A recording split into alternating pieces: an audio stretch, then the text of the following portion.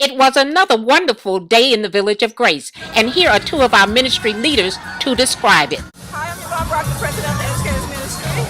Hi, I'm Erica King-Tolder, president of the Parent Network. Today's event was the season kickoff for the children, the season of children and youth. We had a variety of activities for the children, youth, and their parents to engage in. We had bounce houses, we had race.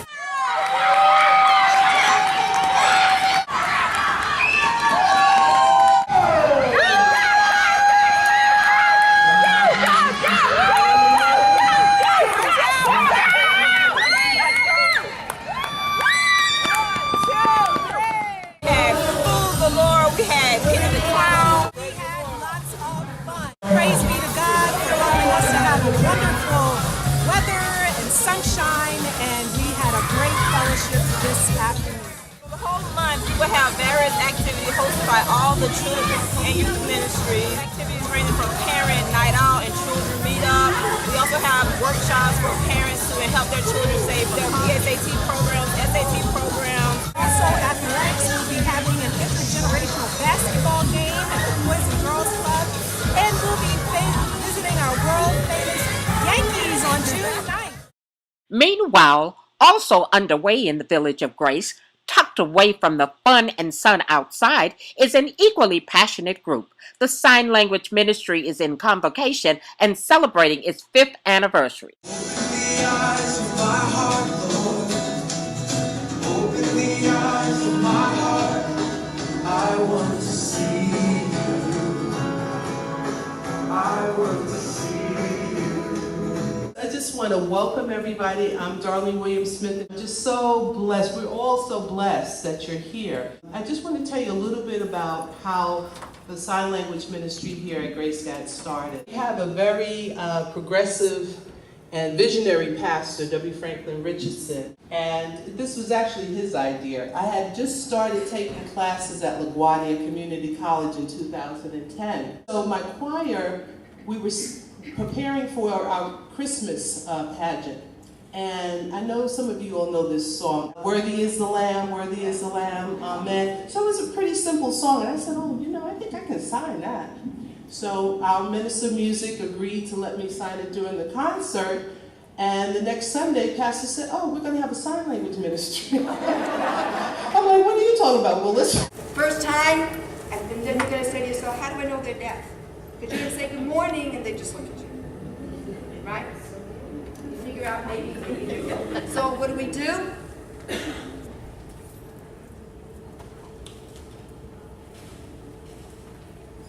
Most of the time, my role as pastor is just nodding to great ideas. I'm so grateful to Darlene, and then came Brother Park. Cheryl came next. Cheryl, and then Park. It is a marvelous thing that we have this ministry of affirmation of human value. There is a value that we have as human beings that has nothing to do with our capacities.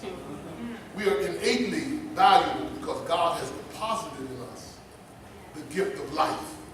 And each of us has value. And so this ministry is dear to my heart because it is us moving outside of the comfort zone and engaging in places where need can be met. And I hope that it will also be a tremendous tool for advancing the cause of Christ in the lives of people who are deaf and hard of hearing. This is a wonderful gathering. You ought to give yourselves a hand. And I certainly want to thank our pastor who's here, who is leading us. This lady who has gifts and talents and a passion for this work. It's really a blessing from God. We want to let you know we're happy you come to Grace today. Yes, thank you so much. The Village of Grace is always in outreach mode, especially when it comes to our children. 2 days earlier, the men's and women's ministries were assisting students from the 3 Mount Vernon high schools to attend their proms. They assisted with everything from hair and makeup, tuxedos, and all the accessories.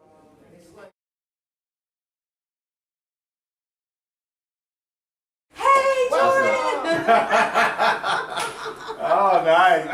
Let me get in some of this. All right. Yes, my man. While the men's ministry assisted the boys, the women's ministry took the girls for gown selection and accessory shopping, which included their corsages and boutonnieres for the boys.